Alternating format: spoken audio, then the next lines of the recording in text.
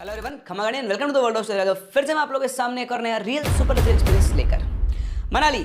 जी हाँ, मनाली वो प्लेस जिसको सुनते ही सबको बर्फ से लदे हुए पहाड़ दिखाई देते हैं। और अभी रिसेंटली मैं भी मनाली होकर आया था और वहीं से आने के बाद मैंने सोचा क्यों ना मनाली की कोई हॉरर स्टोरी ढूंढी जाए। और मुझे अपने इनबॉक्स के अंदर मिली मनाली की एक स्टोरी। अगर आपको मनाली शिफ्ट होने का ऑप्शन दिया जाए, मतलब आप काम के लिए अगर आप मनाली शिफ्ट आपको होना पड़े, तो इससे बेटर चीज़ क्या हो सकती है कि मनाली हर किसी को पसंद ही है। और कुछ ऐसा ही हुआ प्रीति के साथ, जो कि बिलोंग करती हैं दिल्ली को।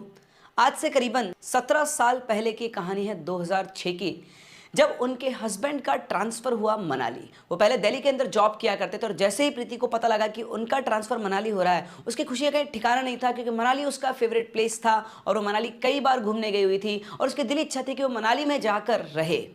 और आज उसकी इच्छा पूरी होने वाली थी। लेकिन उसे क्या पता था कि इसके बाद वो शायद दोबारा कभी मनाली जाना नहीं चाहेगी। जी हाँ, कुछ ऐसा हमारे आज के इस रियल इंसिडेंट के अंदर जो हमारे साथ शेयर किया है खुद प्रीति ने।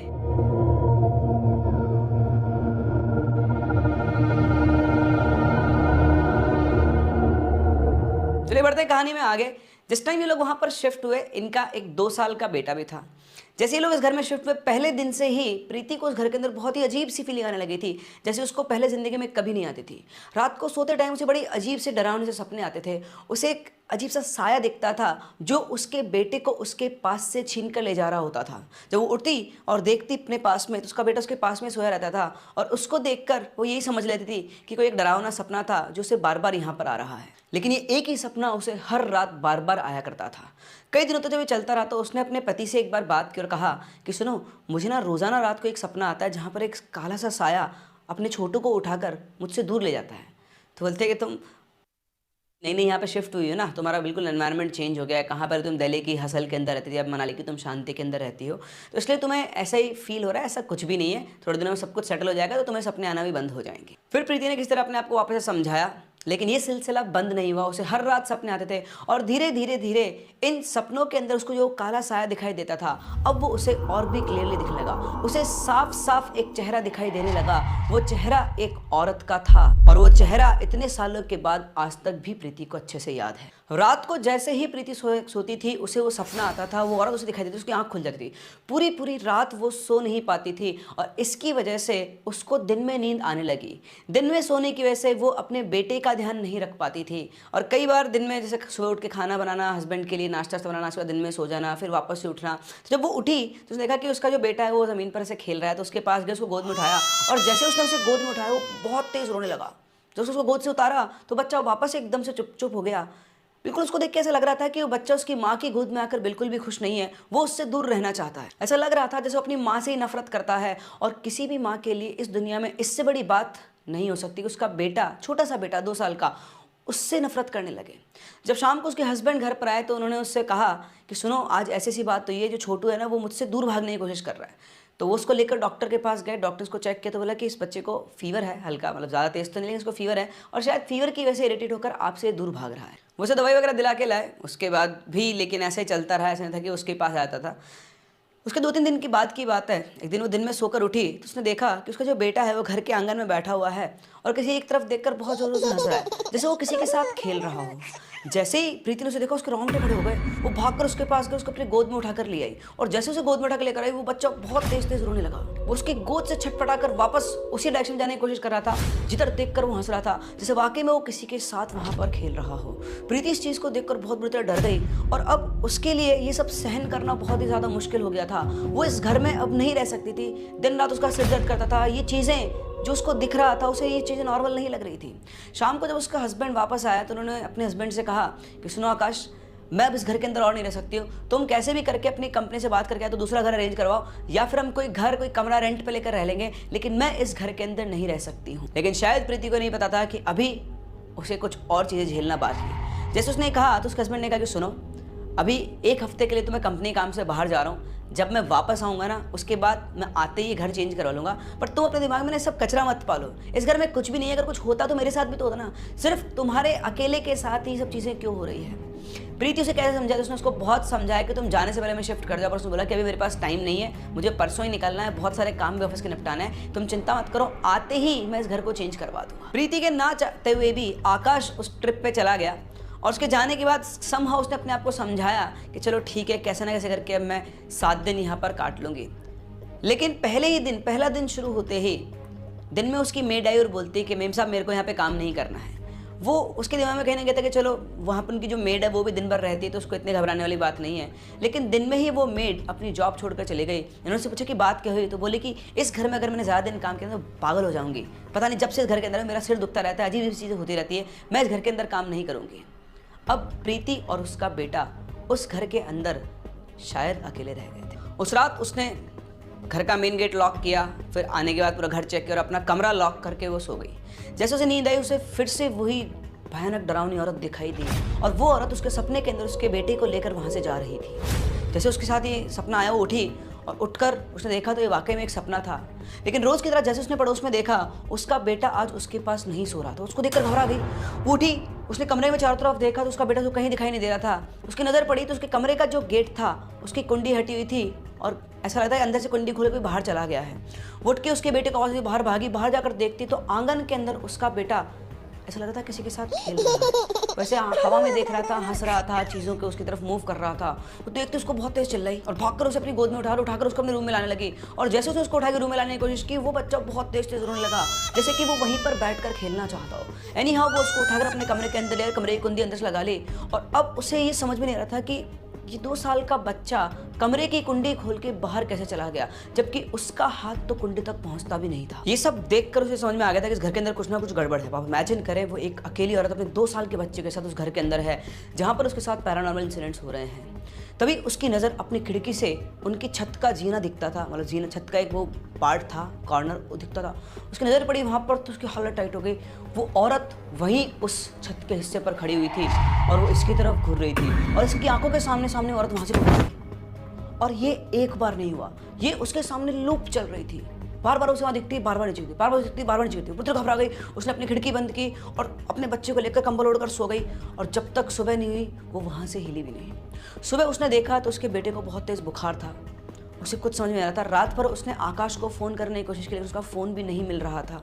सुबह उठ के वो अपने बेटे को डॉक्टर के पास लेकर गई, उसे हाई फीवर था। उसने डॉक्टर को दिखाया, डॉक्टर ने उसको दवाई दी लेकिन उसका फीवर डाउन नहीं आया। शाम को वापस डॉक्टर के पास गई तो डॉक्टर ने बोला कि इसको एडमिट करना पड़ेगा।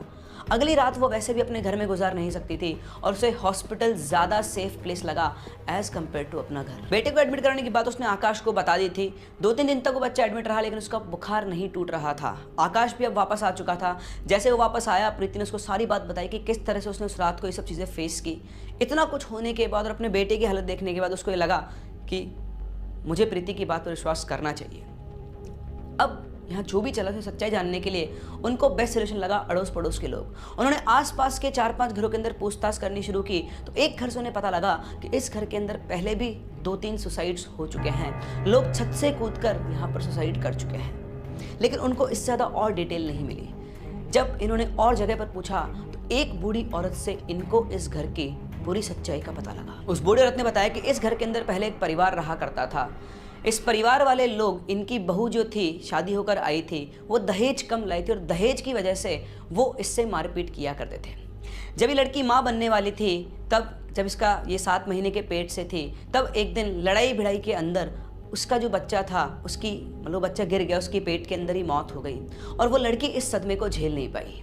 उसके बाद बहुत ही अजीब सी हो गई थी, सदमे के अंदर जा चुकी थी। इस इंसिडेंट की वजह से उसके हस्बैंड, ससुर और उसके सास को जेल भी जाना पड़ा।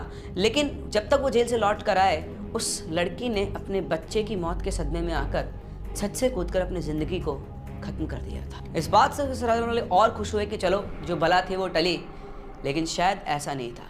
यहाँ पर कहानी खत्म नहीं हुई, यहाँ से कहानी शुरू हुई। उसकी मौत के कुछ दिनों के बाद ही उस घर के अंदर बहुत ही अजीब सी हरकतें होने लगी। एक एक करके इनके जो घर वाले थे वो पागलों की तरह बिहेव करने लगे, रात को बहुत तेज तेज चिल्लाते।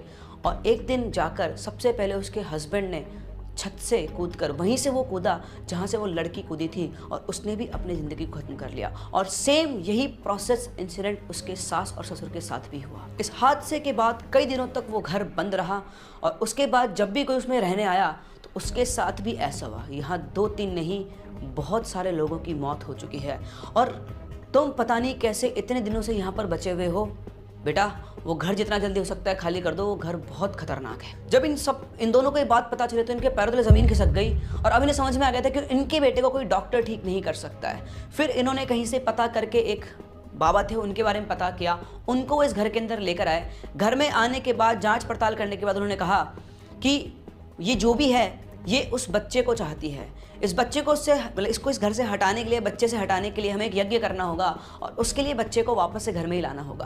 तो ये दोनों हॉस्पिटल गए, वहाँ से डिस्चार्ज करवा के उस बच्चे को घर पे लेकर आए और फिर उन बाबा ने यज्ञ शुरू किया। और यज्ञ शुरू होने के थोड़ी देर बाद ही उन बाबा के अंदर वो आत्मा प्रवेश कर गई और आकर बोलती है, अगर जिंदा रहना चाहते हो तो यहाँ से चले जाओ, मैं अपना बच्चा किसी को भी छीनने नहीं दूंगी, चले जाओ यहाँ से। और इतना बोलकर उसने बाबा का शरीर छोड़ दिया। बाबा वहीं के में बेहोश हो गए और ये दोनों बुरी तरह से घबरा गए। इनको इतना समझ में आ चुका था कि वो इनके बच्चे को अपना बच्चा मान बैठी है और अब वो किसी भी हालत में इसको छोड़ना नहीं चाहती है। इन्हें समझ नहीं आता कि इन्हें क्या करना चाहिए। बाबा के होश में आने के बाद उन्होंने बाबा से पूछा। बाबा ने कहा कि आप लोगों की भलाई इसी चीज़ में है कि इस घर में दोबारा ना आए, जितना जल्दी हो सकता है इस घर से चले जाएं, और बच्चा तो वो किसी को ले जाने नहीं देगी। अगर आप लोग इस घर में रहे तो वो आपको मार देगी, लेकिन बच्चे को वो किसी भी हालत में छोड़ना नहीं चाहती है। इस बच्चे को उस आत्मा से बचाना बहुत मुश्किल है, लेकिन एक माँ अपने बच्चे को किसी भी हालत में छोड़ नहीं सकती है। प्रीति ने कहा कि बाबा चाहे कुछ भी हो जाए मैं अपने बच्चे को छोड़कर नहीं जाऊंगी, अगर मुझे मरना है तो मैं यहीं पे मरूंगी, लेकिन मैं भी एक माँ हूँ, मैं अपने बच्चे को किसी कीमत पर छोड़कर नहीं जा सकती हूँ। मैं आपके पैर पकड़ती हूँ, कैसे ना कैसे करके आप मेरे बच्चे को इस औरत से मुक्ति दिलाइए, इससे निजात दिलाइए। बहुत फोर्स करने, बहुत प्रार्थना करने उन्होंने बाबा ने कहा कि देखो मैं तो ये काम नहीं कर सकता हूँ, लेकिन मेरे गुरु हैं, शायद वो ये काम कर पाएँ, लेकिन वो यहाँ से बहुत दूर रहते हैं। तो प्रीति ने कहा वो कहीं पर भी रहते हो हम उनके पास चलेंगे और उनसे विनती करेंगे। उन्होंने कहा कि यहाँ से बहुत दूर चेन्नई के एक मंदिर में रहते हैं, अगर वो यहाँ आने को तैयार हो गए तब शायद कुछ हो सकता है। प्रीति फटाफट से तैयार हो गई। बाबा आप मेरे साथ चलो, मुझे कहीं पर भी जाना पड़े लेकिन मुझे अपना बच्चा वापस चाहिए। वो उसी वक्त चेन्नई के लिए निकल गए। उनके बेटे की हालत बहुत ख़राब हो रही थी, अब तो वो आंखें भी नहीं खोल रहा था। वो उसको देख देख कर रोती रहती थी क्योंकि उसकी गोद के अंदर उसका जो बेटा था वो मरणासन स्थिति के अंदर जा रहा था। जैसे तैसे वो चेन्नई पहुंचे, वहाँ उस मंदिर में पहुंचे, देखा कि वो जिनकी बात करते हुए एक अघोरी बाबा थे और इनके वहाँ पहुंचते हुए उन्होंने चिल्लाकर बोला, चले जाओ यहाँ से, तुम्हारा बेटा जिंदा नहीं बचेगा, वो उसे जिंदा नहीं छोड़ेगी, मैं कुछ नहीं कर सकता हूँ, चले जाओ यहाँ से। इतना सुनते ही प्रीति बुरी तरह से टूट गई। प्रीति और आकाश दोनों उन बाबा के पैरों के अंदर पड़ गए और उनसे मिन्नतें करने लगी, बाबा हमारा आखिरी सहारा आप ही हो, हमने सब कुछ करके देख लिया है, इन्हीं बाबा ने आपके लिए कहा और आप खुद देखो इस बच्चे की जान जाने वाली है, क्या आप ये चाहेंगे जैसे वो एक माँ है वैसे ये भी एक माँ है और चाहे कुछ भी हो जाए हमें अपना बच्चा वापस से, हम आपके पैर पड़ते हैं। बहुत उन्होंने मिन्नतें की, तब जाकर उन बाबा ने उससे कहा कि मैं कोशिश करता हूँ लेकिन इसमें तुम्हारी जान को खतरा है। तो प्रीति बोलती है कोई बात नहीं बाबा, मेरी जान जाए तो चले जाए, लेकिन मेरे बेटे की जान सलामत रहनी चाहिए। उसका इतना दृढ़ निश्चय देखकर उन बाबा ने डिसाइड किया कि ठीक है मैं तुम्हारे साथ चलता हूँ, और वो इन लोगों के साथ निकल पड़े मनाली के लिए। मनाली पहुँच कर लोग उसी घर के अंदर गए। वहाँ एक कमरे के अंदर जाकर बाबा ने उस बच्चे को अपने पास बिठा लिया और प्रीति को अपने सामने बिठाया और उनके हस्बैंड आकाश से कहा कि तुम बाहर रहो। और उस कमरे के बाहर वो खड़ा था, मतलब एक तरह से मान लो वो पहरा दे रहा था। वो बाबा और आकाश दोनों ही बाहर थे और वहाँ से उन्होंने वो तंत्र मंत्र पढ़ना शुरू किए। जैसे उन्होंने मंत्र वगैरह पढ़ने शुरू किए उस घर के अंदर अजीब अजीब सी आवाज़ आने लगी। प्रीति को बहुत बुरी तरह से डर लग रहा था, लेकिन उसको किसी भी हालत में अपना बच्चा वापस चाहिए था। फिर वो बाबा ने अपने और उस बच्चे के पास में एक लकीर खींच दी और उसके बाद उन्होंने मंत्र पढ़ना शुरू किया। थोड़ी देर के अंदर प्रीति की आंखों के सामने, मतलब इधर बाबा बैठे इधर प्रीति बैठे, और यहाँ पर आकर एक काला साया खड़ा हो गया और ये वही औरत थी जो प्रीति को सपनों में दिखाई देती थी। क्या आप विश्वास कर सकते हैं? आप इमेजिन करो सिचुएशन को, जब आपके सामने वो साया के खड़ा हो चुका है जो रोजाना आपको अपने सपने में दिखाई दे रहा था। आज प्रीति को उससे डर नहीं लग रहा था, उसे उसके अंदर अपना एक दुश्मन दिखाई दे रहा था। उसके आते बाबा ने उससे कहा कि चली जाओ यहाँ से वरना तुम्हारे साथ बहुत बुरा होगा। तो वहाँ से वो जवाब देती है ये मेरा बच्चा है और इस बच्चे को मैं छोड़कर कहीं नहीं जाऊंगी, कोई भी मेरे बच्चे को मुझसे छीन नहीं सकता है। फिर बाबा ने प्रीति की तरफ देखा और कहा कि अपने बच्चे का सिर अपने हाथों से अच्छे से पकड़ लो। इस विधि के दौरान अगर तुम्हारा हाथ इसके सिर से छूट गया तो मैं इसे और तुम्हें दोनों को नहीं बचा पाऊंगा। इतना बोलते प्रीति ने अपने बच्चे का सिर बहुत तेज टाइट से पकड़ लिया, पूरा उसका सिर अपने हाथ में ले लिया और उसके बाद उन बाबा ने मंत्र बोलना शुरू किया। और जैसे वो बाबा मंत्र बोले जा रहे थे, उसका हाथ ऐसा लग रहा था कि कोई प्रीति का हाथ खींच रहा है बहुत तेज से। लेकिन एक माँ की ममता की ताकत शायद दुनिया की किसी और ताकत से बहुत बड़ी होती है। चाहे कुछ भी हो जाए, वो अपनी उंगली तक को टस से मस होने नहीं दे रही थी। बहुत कोशिश की किसी ने उसका हाथ उसके सिर से छूट जाए। जब बात नहीं बनी तो उस साये ने, किसी में अदृश्य ताकत ने एकदम से प्रीति का गला घोटना शुरू कर दिया। वो सांस तक ले पाती, वो जो होता है ना जिसका गला घोटता है उसकी आवाज, उस तरह से आवाज करती जा रही थी। और इधर बाबा आंख बंद करके अपने मंत्र पढ़े जा रहे थे। कभी एकदम से उसकी ग्रिप ढीली हो जाती, कभी एकदम से वापस टाइट हो जाती। प्रीति के नाक और कान से खून आना शुरू हो गया था। वो ऑलमोस्ट बेहोश सी होने वाली थी, तभी एकदम से वो पकड़ वापस से ढीली हुई। उधर बाबा ने अपने हाथ में एक मटका रखा और जैसे ही मटका रखा, एकदम से उसके ऊपर ढक्कन लगा के उस ढक्कन को बांध दिया। कहने का मतलब उन बाबा ने उस आत्मा को उस मटके के अंदर कैद कर लिया था। और जैसे उन्होंने ढक्कन बंद किया, प्रीति वो जो कंजेशन था, वो जो सफोकेशन था, वो बिल्कुल रिलीज हो चुका था। वो जो बच्चा था, इसकी आंखें नहीं खुल रही थी, उसकी आंखें भी खुल गई थी और वो रो रहा था। जब प्रीति उसको अपने पास उठाया तो आज फिर से उसको ये फील हुआ कि उसका अपना बेटा उसकी गोद में वापस आ गया है। उसकी गोद में आते हुए बिल्कुल चुप हो गया, उसकी आंखों से आंसू नहीं रुक रहे थे। इधर बाबा उठे, वो मटका लेकर बाहर गया, आकाश से बोला कि इस मटके को नदी के अंदर बहा के आ जाना और घूम के वापस मत देखना। फिर नगरी बाबा ने कहा कि तुम दोनों की जान सिर्फ और सिर्फ तुम्हारे बेटे की वजह से बची हुई है। उस औरत का जो गुस्सा था, जैसे उसको ये बच्चा दिखाई दिया, उसे उसमें अपना बेटा दिखाई दिया और उसका जो गुस्सा था वो ममता में बदल गया और उसी वजह से तुम दोनों बचे हुए थे। वरना ये तो तुमको कभी का मार चुकी होती और इससे पीछा छुड़ाना बहुत मुश्किल काम होता। तो तुम ये मत सोचना कि तुमने अपने बेटे को बचाया है, तुम्हारे बेटे ने तुम दोनों को बचाया है। और इतना कहकर वो बाबा वहाँ से चले गए। उसके बाद ये दोनों हॉस्पिटलाइज रहे 3-4 दिन तक, दोनों की तबीयत ठीक हुई। और ये इंसिडेंट आज भी इनके रोंगटे खड़े कर देता है जब भी इनके सामने आता है। इन्होंने उस इंसिडेंट के बाद अपने बेटे का नाम बदलकर भी रक्षक रख दिया है, क्योंकि उस दिन उस फेस के अंदर इनके बेटे की वजह से ही इनकी जान बची थी। लेकिन ये स्टोरी एक और चीज़ साबित करती है कि चाहे कुछ भी हो जाए, एक माँ की ममता को इस दुनिया में कोई ताकत नहीं जीत सकती है। ये लड़ाई थी दो माँओं की, एक असली माँ की और एक ऐसी माँ की जिसके साथ लोगों ने गलत किया और उसने अपना बच्चा खो दिया और उसी गम के अंदर उसने अपनी ज़िंदगी को भी ख़त्म कर लिया। लेकिन मरने के बाद भी अपने बच्चे को ढूंढ रही थी और उसे अपना बच्चा दिखाई दिया प्रीति के बच्चे में। तो आप लोगों को क्या लगता है, क्या इमोशंस इतने स्ट्रांग हो सकते हैं कि मरने के बाद भी लोगों को वापस ले आते हैं उस जगह पर? और जब उस जगह पर उनकी इच्छा पूर्ति, जिस इच्छा की वजह से वो मर गए थे, जो मन के अंदर इच्छा लेकर मरे थे, जब वो उनके सामने आती है तो वो किसी और के बच्चे के ऊपर भी काबू या फिर कंट्रोल करने की कोशिश करते हैं। मुझे अपने व्यूज़ कमेंट सेक्शन में ज़रूर बताएं। हम लोग मिलते हैं अपनी अगली कहानी में, तब तक के लिए keep loving and keep listening.